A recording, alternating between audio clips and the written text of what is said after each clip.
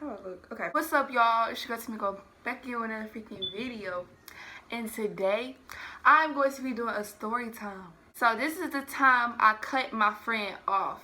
My ex-best friend off. The time I cut my ex-best friend off. And I've had many best friends in my day. So this is like an ex best friend or whatever. I'm going to leave out names.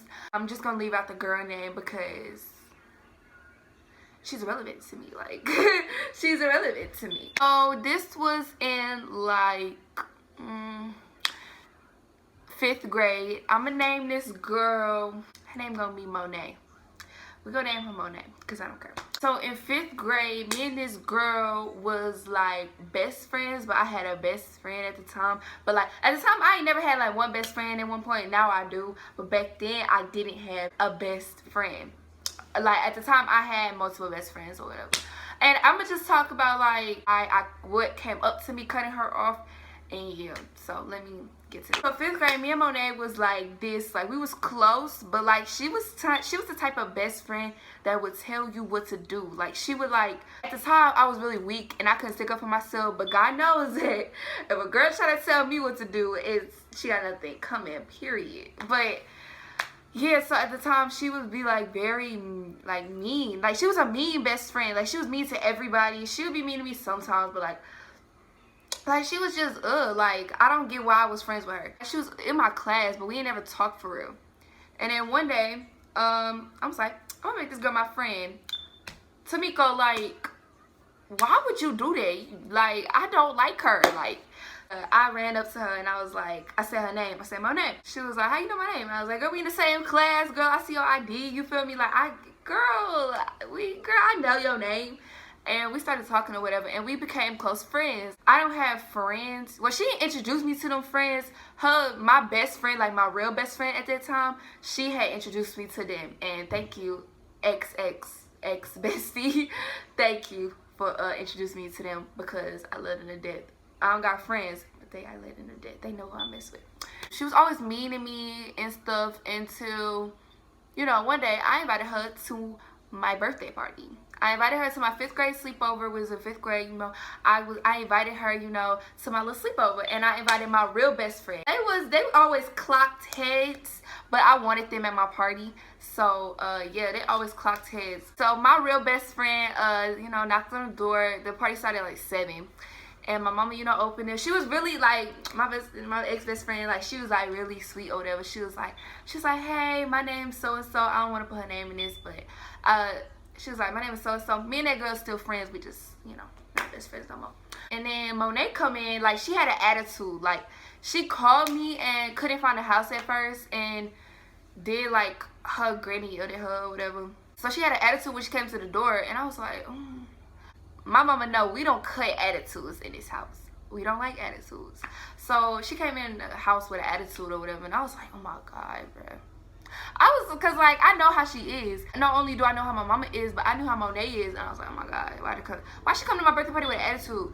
And yeah, she came in with an attitude or whatever, and I can notice like my best friend and her, they was always like they just was clucking heads the whole time, and I could hear them whispering to each other, like arguing or whatever. And you know, my ex-best friend, she was selfish or whatever. She was like, she not your best friend, you feel me? And I should have listened to her. Like, girl, that was not my friend. Like, the next day, the sleepover, whatever, we was all getting ready. The party ended at 12. Everybody got picked up at 12. So we went outside, but they had to get picked up or whatever.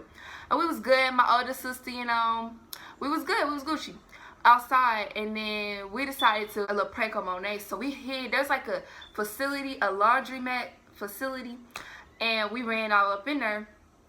And we locked the door and we hid in there. And she got mad and she told my mama. Girl, a sensitive little girl. Like, girl, it was never that serious. Like, so she went and told my mama. And my mama yelled at me, like, in front of everybody. Like, she yelled at me in front of literally all of them. Like, my mama, like, she really been mad, but like at the same time, it's whatever. I started crying. Because, like, it was my birthday party. Like, that was embarrassing. So, I mean, my older sister, I was like, can we go outside or whatever? And we was like, yeah. So, everybody left and went outside, but Monet was still in the house. And we was talking or whatever. And we was, you know, all laughing. We was kiki-kiing, you know, that was, and like, we was good without Monet. Like, girl, forget you. Like, girl, don't make her. We had came back in and her granny came and picked her up or whatever. Monet, like, she ran out the door. She didn't say hi to me. I mean, she didn't say goodbye, like, happy birthday, like, I had fun. Like, no. Like, her granny was sitting outside, and she literally just went outside, like, and went to the car. I was like, how rude. But whatever. And, you know, then everybody left or whatever. One present Monet had gave me that I knew what it was. And she didn't, it wasn't there. This girl took my present back. Like, this girl was so salty that she had to take my present back. What a weak move, sis. And my mama didn't like that or whatever. I was like, Mama, have you seen my present or whatever? And then she decides to call her mama and they didn't pick up or whatever. So I was like, ooh, okay, so that's how she feel. Like, girl, over this little sensitive little, like, girl, I would never do that to somebody. Like, I don't care how mad you made me at your party. First of all, this is my party. I could do whatever the heck I want to. So what's the problem, you know? So then we wasn't friends.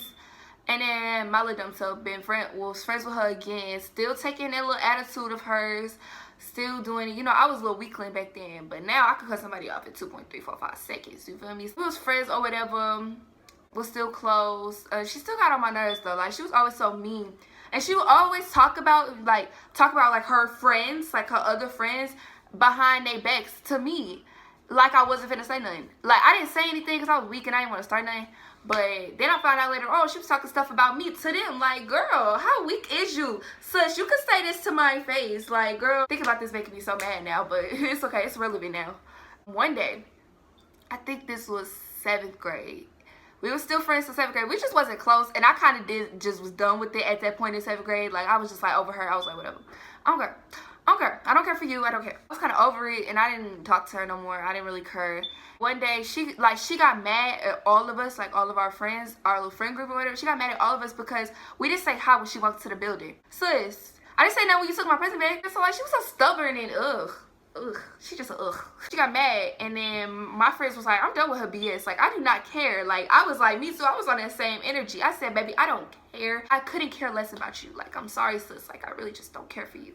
Yeah, so I stopped being friends with her, and she would always turn her back at the lunch table, then sit at another lunch table, and I, like, all of our friends, we'd be like, we do not care for you, sis. Like, you can go.